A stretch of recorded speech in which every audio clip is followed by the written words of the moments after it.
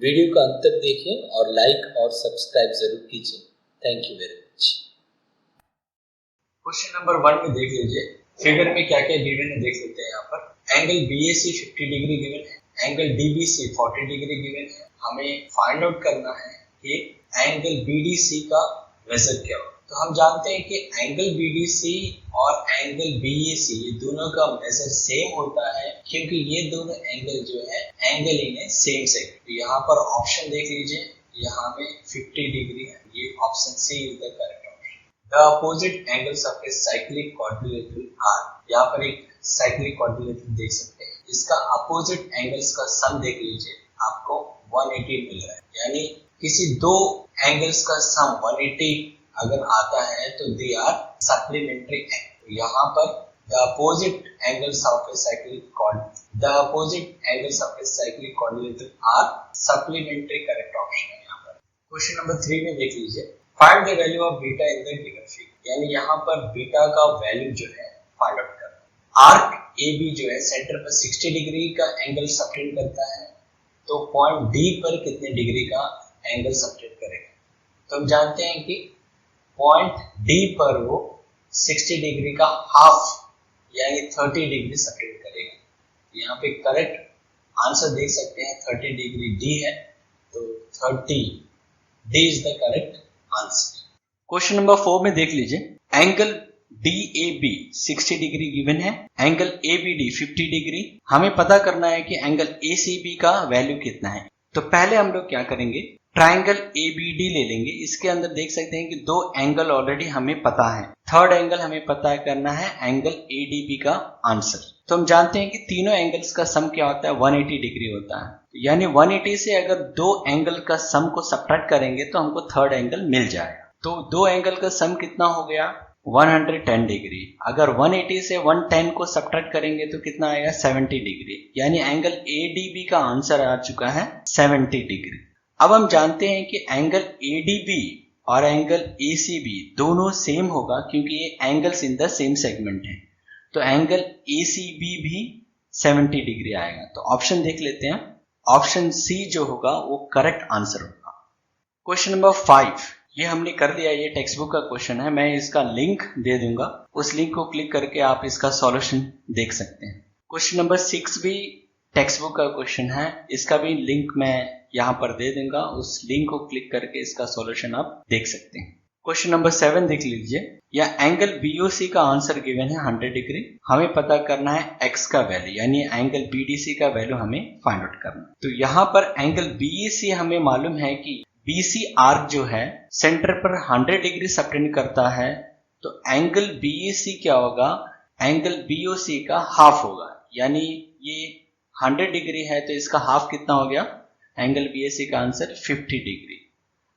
अब हमें angle BAC मिल चुका है और हम जानते हैं कि ABDC एक साइक्लिक क्वाड्रिलेटरल है और इसमें अपोजिट एंगल्स का सम होता है 180 डिग्री। तो हमने लिख लिया यहाँ पर एंगल BDC, ये जो angle BDC plus angle BAC, ये दोनों का सम कितना होगा, 180 डिग्री। यहाँ पर वैल्यू हम पुट कर देंगे, तो एंगल BDC का वैल्यू है x और एंगल BAC का वैल्यू है 50 डिग्री। तो यहाँ पर x का वैल्यू आ जाएगा, जब 180 डिग्री से 50 सब्ट्रैक्ट होगा तो x का वैल्यू आएगा 130 डिग्री। क्वेश्चन नंबर 10 जो है हम कर चुके हैं, तो इसका मैं लिंक जो है यहाँ मैं शेयर कर दूंगा, उस लिंक को क्लिक करके आप सॉल्यूशन देख सकते हैं। इस क्वेश्चन में AB एक सर्कल का डायमीटर है, क्योंकि ये सेंटर ऑफ द सर्कल से पास होता है। CD radius of the circle का बराबर है, यानी CD is equal to OA equal to OB equal to OC equal to OD, ये सारे रेडियस ऑफ द सर्कल हैं। हमें प्रूव करना है कि angle AEB equal to 60 degree है। गिवन है AB is a diameter of the circle with center O and CD is equal to OA equal to OB equal to OC equal to OD equal to radii of the circle means R। Proof हमें करना है कि angle AEB equal to 60 degree. यहाँ पर हम construct करेंगे, हम A से D को ज्वाइन करेंगे, O से C को ज्वाइन करेंगे और O से D को ज्वाइन करेंगे। तो चलिए हम लिख लेते हैं यहाँ पर join OC, OD and AD। यहाँ पर ट्राइंगल OCD जो है एक इक्विलेटरल ट्राइंगल है। यहाँ पर CD जो है इस सर्कल का रेडियस का इक्वल है और यहाँ पर OC और OD भी रेडियस ऑफ द सर्कल है, यानी ये तीनों साइड जो है इसका इक्वल हो चुका है। यहाँ पे रीजन हमने लिख दिया है। जैसे कि हम जानते हैं कि एक इक्विलेटरल ट्राइंगल में ईच एंगल 60 डिग्री का होता है, तो यहाँ पर एंगल COD का मेजर आ जाएगा 60 डिग्री। तो चलिए इसे हम लिख लेते हैं angle COD equal to 60 degree. यहाँ पर जैसे देख सकते हैं कि आर्क CD सेंटर पर एंगल COD सबटेंड करता है और पॉइंट A पर एंगल CAD सबटेंड करता है। तो हम जानते हैं कि the angle subtended by an arc at the centre is double the angle subtended by it at any point on the remaining part of the circle. यानी angle CAD का major जो होगा ये एंगल COD का major से आधा होगा, half होगा। यानी यहाँ पर हम लिख सकते हैं कि angle CAD is equal to half of angle COD। Angle COD का आंसर 60 डिग्री है, तो एंगल CAD का आंसर आ जाएगा 30 डिग्री। फिगर में हमने मार्क कर दिया angle CAD equal to 30 degree.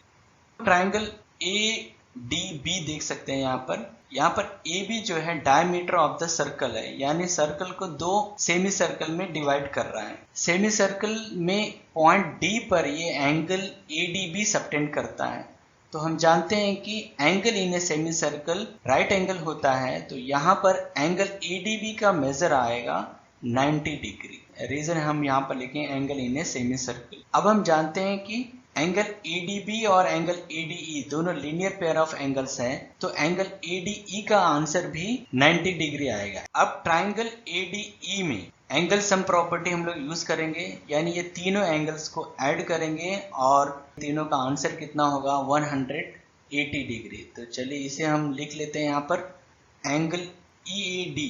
आप देख सकते हैं यहाँ पर है plus angle ADE plus angle AED 180 degree आ चुका है। अब वैल्यू हम यहाँ पुट कर लेंगे, तो हमने वैल्यू पुट कर लिया, देख लिया 30 डिग्री और 90 डिग्री। एंगल AED का आंसर है 30 डिग्री, एंगल ADE का आंसर है 90 डिग्री। 90 प्लस 30 डिग्री होता है 120 degree. Angle AED equal to हो जाएगा 180 degree minus 120 degree. Angle AED हमें मिलेगा 60 डिग्री। एंगल AED देख सकते हैं यहाँ तक लिया हुआ है, तो इसे हम एंगल AEB भी लिख सकते हैं यहाँ तक। एंगल AED के प्लेस पर हम एंगल AEB लिखेंगे यहाँ पर, क्योंकि दोनों सेम है, तो लिख सकते हैं angle AEB equal to 60 degree.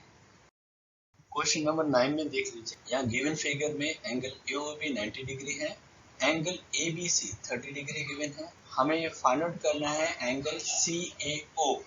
यहाँ पर हम पहले क्या करेंगे, ट्राइंगल AOB लेंगे। इसके अंदर ऑलरेडी एक एंगल हमें मालूम है। हम जानते हैं कि इस ट्राइंगल में OA और OB दोनों का लेंथ जो है सेम है, क्योंकि दोनों ये एक सर्कल के रेडियाई है।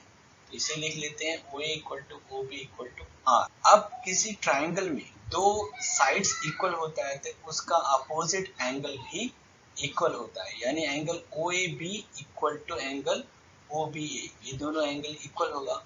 ऑलरेडी एक 90 डिग्री आ चुका है, बाकी ये दोनों इक्वल एंगल का कितना मेजर होगा, यानी 45 यानी 90 प्लस 90 180, तो ये भी 45 होना चाहिए, ये भी 45 होना चाहिए, यानी ये दोनों का आंसर हो जाएगा 45 डिग्री। ये भी हो गया, ये भी हो गया। इसे लिख लेते हैं angle OAB equal to angle OBA equal to 45 degree. अब हम जैसा कि देख सकते हैं आर्क AB जो है सेंटर ऑफ द सर्कल पर एंगल AOB सबटेंड करता है और remaining part of the circle point C पर एंगल ACB सबटेंड करता है। तो एंगल ACB का मेजर जो होगा एंगल AOB का हाफ होगा। यहाँ पर लिख लिया हमने। एंगल AOB का आंसर 90 डिग्री है, तो यहाँ पर हम 90 डिग्री पुट कर लेते हैं।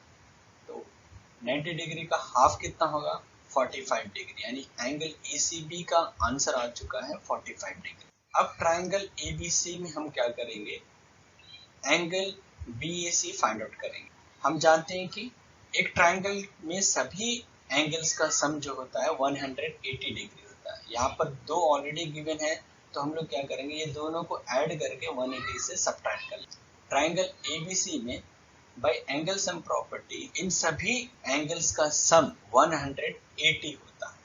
अब हम वैल्यू पुट कर लेंगे यहाँ पर, हमने वैल्यू पुट कर लिया। अब इन दोनों का सम कितना होगा, 45 डिग्री प्लस 30 डिग्री 75 डिग्री। यहाँ पर एंगल BAC इक्वल टू हो जाएगा 180 डिग्री माइनस 75 डिग्री। अब सब्ट्रैक्ट कर लीजिए तो एंगल BAC का आंसर है 105 डिग्री। देखिए मार्क कर लिया मैंने। अब हमें एंगल CAO पता करना है। फिगर में देख सकते हैं आप, एंगल BAC का आंसर हमने निकाल दिया है 105 डिग्री एंड एंगल OAB का आंसर भी हमें पता है 45 डिग्री।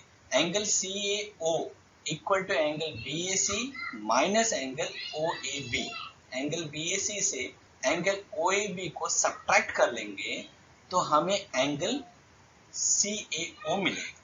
तो वैल्यू पुट कर लेते हैं हम यहाँ पर, 105 डिग्री BAC का वैल्यू है और 45 डिग्री जो है एंगल OAB का वैल्यू। ये दोनों को सब्ट्रैक्ट करेंगे तो एंगल CAO का वैल्यू मिल जाएगा 60 डिग्री।